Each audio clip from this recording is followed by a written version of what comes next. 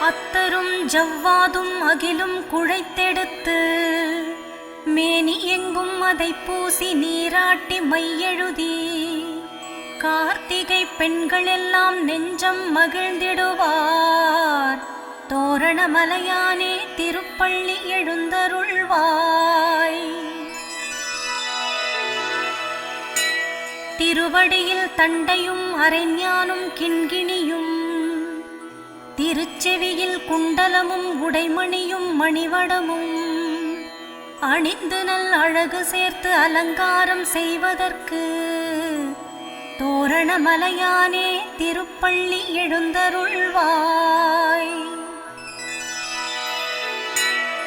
கொக்கென்று நின்றவனாம் சூரனவன் உடல் கிழித்து பிழை உணர்த்தி பேரு தந்த பெருங்கருணை பெருமானே கொக்கர